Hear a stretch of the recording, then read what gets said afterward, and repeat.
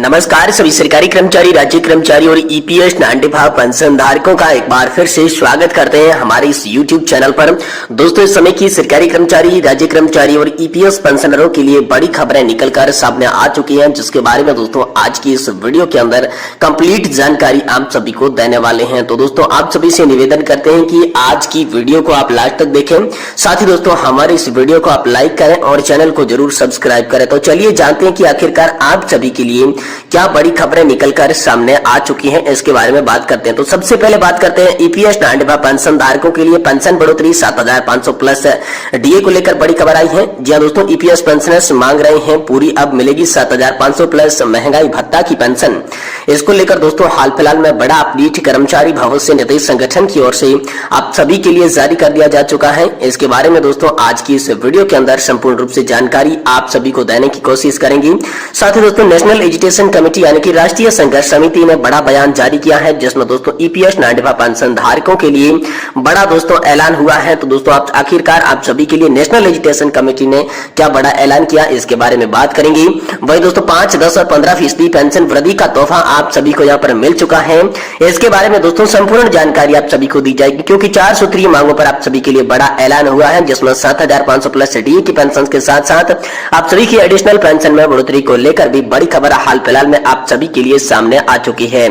साथ ही साथ दोस्तों आज की इस वीडियो के अंदर बात करेंगे केंद्र सरकार ने पेंशनर्स को दिया शानदार तोहफा, मिलेंगे ये 3 बड़े फायदे, देखिएगा 3 बड़ी सौगातें आखिरकार पेंशन धारकों के लिए कौन कौन सी है, इसके बारे में आज की इस वीडियो के अंदर बात करेंगे। वही दोस्तों ईपीएस 95 पेंशन को लेकर दोस्तों ताजा खबर आ रही है। ईपीएस कॉर्पस में घाटा और साथ ही कर्मचारी भविष्य निधि संगठन और पीएम पर यह दावा बहुत ही बड़ा निकलकर सामने आ रहा है। इसके बारे में भी आज के इस वीडियो के अंदर संपूर्ण रूप से जानकारी की बात करने वाली है। यानी कि दोस्तों पेंशन से जुड़ी तमाम बड़ी खबरों को इस वीडियो के माध्यम से जानेंगे, इसीलिए आपसे निवेदन करते हैं कि दोस्तों आप इस वीडियो को लास्ट तक जरूर देखिएगा।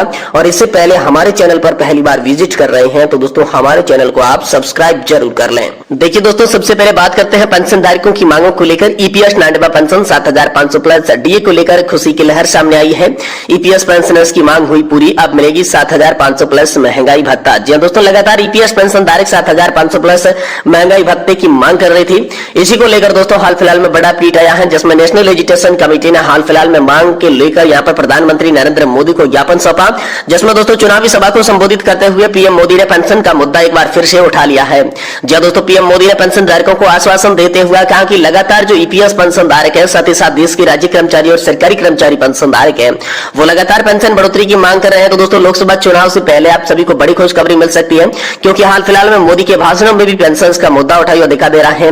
पीएम मोदी ने नेशनल एजुकेशन कमेटी के द्वारा भेजे गए ज्ञापन की यहाँ पर जो है एक प्रति के बारे में यहाँ पर सभी पेंशन धारकों को अवगत कराया। उन्होंने बताया कि यहाँ पर ईपीएस पेंशन धारकों का मुद्दा लगातार उठाया जा रहा है, लेकिन इसके अंदर जो है कोई भी सॉल्व नहीं हो रहा है। तो 2024 के लोकसभा चुनाव से पहले इसे हल करने का वादा किया और आप सभी के लिए बड़ी खुशखबरी ये जारी की कि जल्द से जल्द पेंशन धारकों को यहाँ पर जो है बड़ा लाभ देखने को मिल सकता है। इसके बारे में बड़ी अपडेट हाल फिलहाल में जारी की है। साथ ही दोस्तों 2006 से पहले तथा 2006 के बाद रिटायर्ड पेंशन धारकों के लिए हाल फिलहाल में कोर्ट की तरफ से बड़ा आदेश निकलकर सामने आ चुका है। जी दोस्तों, हाल फिलहाल में यहाँ पर जो है 2006 के पहले का रिटायर्ड पेंशन धारक जिन्होंने यहाँ पर याचिका लगाई थी सुप्रीम कोर्ट के अंदर, सुप्रीम कोर्ट ने उसकी याचिका को स्वीकार करते हुए तमाम पक्षों को सुना और इस मुद्दे पर बड़ा फैसला दिया है, जिसमें याचिका ने पक्ष ये रखा कि 2006 से पहले रिटायर होने के कारण उन्हें पेंशन कम मिल रही है, जबकि स्वयं सेवा और इतना ही कंट्रीब्यूशन देने के बाद 2006 के बाद रिटायर हुए पेंशन धारक को अधिक पेंशन मिल रही है।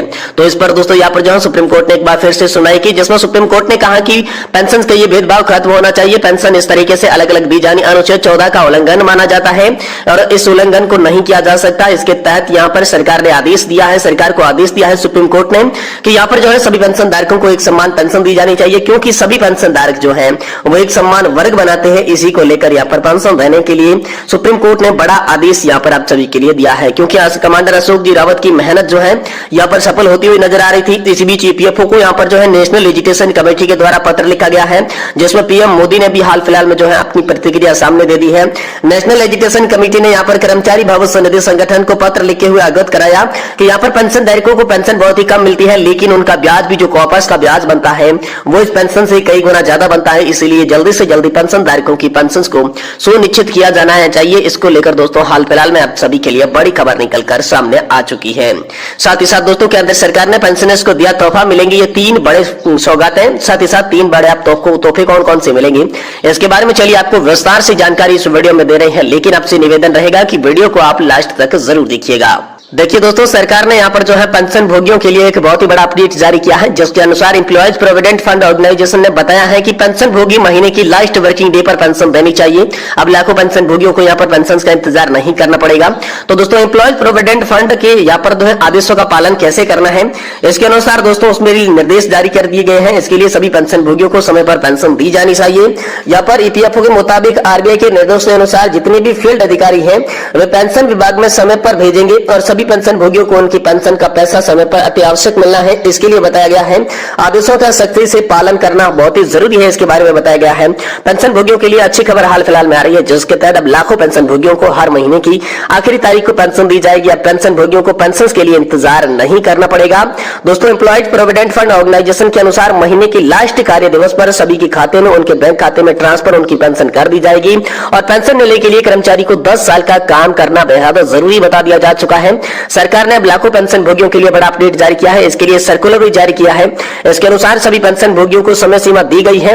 कर्मचारियों को कम से कम 10 साल तक अपने विभाग में नौकरी करनी होगी, तभी आपको दोस्तों पेंशन दी जाएगी। लगभग 58 साल के बाद ही पेंशन मिलती है। अब सभी पेंशन भोगियों के लिए सरकार ने राहत भरी खबर दी है। बैंकों को भी आदेश जारी कर दिए गए हैं। सभी पेंशन भोगियों के लिए बैंक अकाउंट में 2 दिन पहले से ही उनकी राशि ट्रांसफर कर दी जाएगी। और साथ ही दोस्तों मार्च महीने की पेंशन सभी कर्मचारियों और पेंशन भोगियों के खाते में बहुत ही जल्द अपडेट कर दी जाएगी, जिसके अनुसार सभी सरकारी कर्मचारी और पेंशन भोगियों के वेतनमान के साथ साथ सैलरी के अंदर यहाँ पर पेंशन के अंदर 4% की बढ़ोतरी की गई है, जिसके अनुसार सरकारी कर्मचारी और पेंशन भोगियों को लाभ मिला है। लंबे समय से इंतजार कर रहे सरकारी कर्मचारी और पेंशन भोगियों के लिए यह महीना बहुत ही अच्छा गुजर रहा है। इसको लेकर बड़ी अपडेट आई है। साथ ही दोस्तों ईपीएस 95 पेंशन योजना की पेंशन को लेकर बड़ी खबर आ रही है। ईपीएफ और सरकार पर बड़ा दावा दोस्तों हाल फिलहाल में आप सभी का पेंशन धारकों का बताया जा रहा है। जिम्मेदार प्रधानमंत्री नेशनल एजुकेशन कमेटी द्वारा प्रस्तुत चार्टर के अनुसार विभिन्न विभागों द्वारा जांच कराए बिना पूरी करने के लिए मौके पर केवल आश्वासन नहीं देना, जहां का वित्तीय प्रभाव बहुत ही बड़ा पड़ता हो, इसको लेकर बड़ी खबर आई है। ईपीएस 95 न्यूनतम पेंशन पर हर दिन कुछ न कुछ बातें हो रही है। ईपीएफओ और सरकार पर सबकी नजर टिकी हुई है। लोकसभा चुनाव 2024 के लिए आचार संहिता लगी हुई है। ऐसे में सरकार कुछ बोल नहीं सकती। आचार संहिता लगने से पहले सरकार ने सिर्फ आश्वासन दिया था, लेकिन इस पर अमल नहीं किया गया था। दोस्तों पेंशनर्स यहाँ पर रामकृष्ण पिल्लाई ने लिखा, ईपीएस 95 न्यूनतम पेंशन पर सरकार का आश्वासन, मुझे पूरा विश्वास है कि कोई भी जिम्मेदार प्रधानमंत्री नेशनल एजुकेशन कमेटी द्वारा प्रस्तुत चार्टर के अनुसार संबंधित विभाग द्वारा जांच कराए बिना पूरी करने के लिए मौके पर केवल आश्वासन नहीं देगा, जहां वित्तीय प्रभाव बहुत अधिक पड़ता हो। तो दोस्तों ईपीएस कॉर्पस घाटे में बताया जा रहा है। जी हां दोस्तों, क्या आप मांगों को वित्तीय प्रभाव जानते हैं, बोझ उठाना चाहते हैं? पीएम मोदी ने कहा होगा, इसका मतलब होगा कि जांच करवाएंगे। उनके पास विवेक पर ऐसे वे स्वीकृति की स्थिति नहीं है। उन्हें वित्त विभाग से सहमति और कैबिनेट और संसद में स्वीकृति लेनी होगी। साथ ही दोस्तों इच्छा और कल्पना पर पैसा खर्च नहीं किया जा सकता। यह भी दोस्तों बड़ी खबर आ रही है। और पेंशन भोगियों को कुछ राहत देनी जरूरी है। जो भी दोस्तों पर में इसके बावजूद लगता है कि सरकार को 2014 में मुद्रास्फीति को ध्यान में रखते हुए पुराने पेंशन भोगियों को कुछ राहत प्रदान करने के लिए योजना में संशोधित करना चाहिए था। जिनकी पेंशन योग्य सेवा और पेंशन योग्य वेतन बहुत कम था, सेवानिवृत्ति के समय न्यूनतम पेंशन और न्यूनतम पेंशन योग्य वेतन में संशोधित करके कुछ राहत प्रदान करनी चाहिए, क्योंकि अंतिम संशोधन 1/9/2014 में किया गया था और इस संशोधन की अब सख्त आवश्यकता है। इसी साल संशोधन होना चाहिए और पेंशन धारकों को यहाँ पर पेंशन के अंदर कुछ हिदायत, कुछ छूट दी जानी चाहिए। ये बड़ी मांग हाल फिलहाल में आप सभी के लिए निकलकर सामने आ चुकी है।